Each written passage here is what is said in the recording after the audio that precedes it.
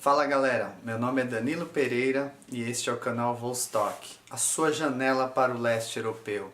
E o livro dessa semana, Jardim Cinzas, do escritor sérvio Danilo Kish. Literatura sérvia aqui no canal Vostok, algo raro, gente, porque são poucos os autores traduzidos aqui.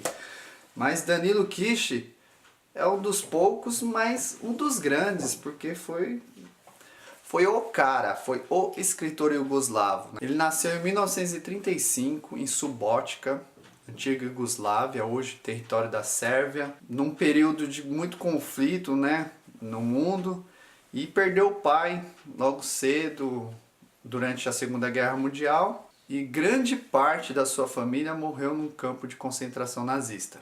Então ele foi um dos poucos que conseguiram fugir ali e se tornou professor, tradutor, lecionou em faculdades, conseguiu vencer essa questão, mas assim, os demônios dentro dele, ele carregou durante toda a sua obra. Uma obra que não é tão grande, mas assim, muito significativa. O Danilo Kish, ele é considerado um dos grandes autores do século XX. Ele foi um dos principais tradutores ali que trouxe obras do francês para o sérvio-croata, então ele tem uma importância grande ali para a cultura sérvia. Ganhou vários prêmios literários pela sua escrita. Até o seu nome foi selecionado em 1989 para o Prêmio Nobel de Literatura, que infelizmente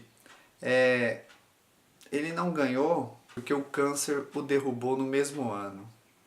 Mas assim, era um nome bem representativo para ganhar um prêmio Nobel de 89, porque a obra desse cara aqui, gente, é extraordinária. A escrita do Danilo Kish é diferente de todos os outros autores que eu já li. Pode parecer até que há um fluxo de consciência, né? Nem a Virginia Woolf, estilo James Joyce, mas não. O estilo dele é totalmente diferente. Ele tem um estilo direto e sóbrio. E muitos críticos comparam ele, falam que ele é uma mistura de Jorge Luis Borges com Bruno Schurz. Olha a comparação. E a mistura literária nele é fascinante porque ele pega elementos históricos, situações que existiram mesmo, e transformam isso em ficção. Muitos autores fazem isso, mas não no estilo do Danilo Kish. Ele trabalha ali com a questão da reconstrução mental do personagem. É um narrador que vai reconstruindo a sua memória não sei, gente, parece um pouco, lembra um pouco o Marcel Proust, quando fala da questão do tempo redescoberto, né? Que vai narrando a memória da memória da memória, mas o Danilo Kish é diferente porque ele vai reconstruindo a memória. Eu nunca tinha pegado um livro de uma escrita desse jeito. Eu fiquei apaixonado pela obra desse cara aqui. Quero ler mais. Esse livro aqui, Jardim Cinzas, ele faz parte de uma trilogia autobiográfica mesmo, que vai mostrar um lado familiar. E o Danilo Kish, ele foi considerado o último iugoslavo. Olha que título, né? Interessante. Porque ele alertava o povo ali para a questão do nacionalismo extremo. Olha, em 1970, 80, ele criticava essa questão da religião extrema, o nacionalismo extremo, a intolerância. E muitos o consideram como um escritor profético, porque o que ele questionava, o que ele retratava na sua obra, todo aquele medo veio a se concretizar, né? Após a separação da Iugoslávia, tantas guerras, tantas intolerâncias, nacionalismos extremos. A obra do Danilo Kish, ela foi admirada por escritores como Milan Kundera, Susan Sontag, o Brodsky, escritor russo que ganhou o prêmio Nobel. Então Danilo Kish é um dos escritores que eu quero levar para o resto da minha vida, ler tudo que ele publicou. Esse livro aqui é da Companhia das Letras, tradução direto do sérvio aqui da Heloísa Jan, e é uma obra aqui foi publicada, né, essa edição de 1986, no ano que eu nasci, gente. Olha só. Então, Companhia das Letras, que tal reeditar a obra de Danilo Kish? Vale a pena, vale muito a pena. Mas vamos falar sobre Jardim Cinzas. Essa obra aqui que é singular. Já começa interessante porque o narrador é em primeira pessoa e o narrador infantil. É uma criança que narra, um narrador infantil com uma densidade extrema, madura. Já começa interessante por causa disso, né? Aqui o narrador se chama André Chan, é um menino, e essa história aqui, esse romance, vai retratar suas lembranças, seus medos, seus anseios, suas dores, suas consequências. O pano de fundo é a Segunda Guerra Mundial. Os personagens são a sua família, mãe, irmã e principalmente o pai. O pai, Edward Chan, que é um dos personagens mais significativos e conhecidos da história da literatura. Ah, mas aqui no Brasil eu nunca ouvi falar. Bom, lá na Europa, principalmente na questão do leste europeu, muitos leitores conhecem esse personagem. Assim como nós conhecemos aqui o Bentinho, a Capitu, Edward Chan é um dos personagens mais conhecidos da história da literatura. Ele é um personagem antológico, engraçado, mítico. Aqui no romance ele é retratado como um louco iluminado, uma mistura de poeta com profeta do Apocalipse. Então, gente, é surpreendente. Então esse romance ele vai mostrar o mundo, né, o pequeno universo que há na mente de André Chan, um menino que é extremamente sensível. É um dos personagens mais sensíveis que eu já li na minha vida. Então vai retratar ali através dos sonhos, dos desejos, dos anseios, dos medos e principalmente das lembranças deste menino.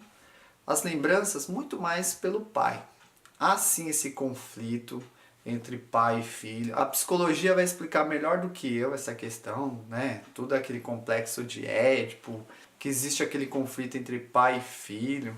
Mas a questão aqui é a sensibilidade desse menino. É algo extraordinário. E ela se dá logo no início do livro, quando ele recebe a notícia que seu tio morreu. Até então ele não sabia o significado da palavra morte, nem sabia o que era. Quando ele descobre que todos ao seu redor um dia irão morrer, sua mãe, sua irmã, seu pai, seus amigos, ele se desespera, ele não consegue dormir, ele traça na sua mente um plano para enganar a morte. Criança, né? Eu tenho que enganar a morte. E como que ele faz esse plano, né? E ele começa a treinar para esse confronto final com a morte diante do sono. Ele tenta vencer o sono, sabe? Quando ele tá caindo no sono, tá dormindo, ele começa a chacoalhar a cabeça, fala, eu consegui enganar o sono. Mas, né, é em vão, porque quem consegue enganar o sono? Você pode tomar 1 litro de rebite aí, ó, Red Bull, pode tomar o que for. Dormir um dia você vai ter que dormir. E ele não consegue. Ele começa a se frustrar por causa disso. Mas mesmo assim ele tem dentro dele que ele vai conseguir ser imortal. E conseguiu, porque na literatura, aos imortais, gente, é um personagem que viveu e viverá para sempre, não é mesmo? Então ele desenvolve um senso de observação eficaz, assim. Ele é um narrador observador, não é confiável, porque a lembrança é a questão da característica que o Danilo Kish tem, a reconstrução mental. Então ele, ao mesmo tempo que reconstrói uma memória, ele confronta essa memória. Aqui vai tratar também a questão do como o primeiro beijo que ele deu, que foi numa amiguinha da escola, do colégio, chamada Júlia, que na verdade existia um conflito primeiro entre eles, porque para ver quem era o mais inteligente da turma, e dessa raiva nasceu um sentimento puro entre os dois. E o Andrés começou a ter sonhos eróticos, depois que também ele, na casa do seu tio, descobriu uma biblioteca. Então ele pegava revistas lá de mulheres, pegava livros, e lá ele descobriu uma Bíblia. ilustrada. E nessa época dos sonhos eróticos, ele pegava essa Bíblia e lia. E aqui é uma narração bem densa mesmo, na questão que ele se coloca no lugar dos personagens bíblicos. Ele se coloca no lugar de Noé, saindo da arca com aqueles animais. Ele se imagina como filho de Noé. Ele se vê como Davi, se vê como Sansão.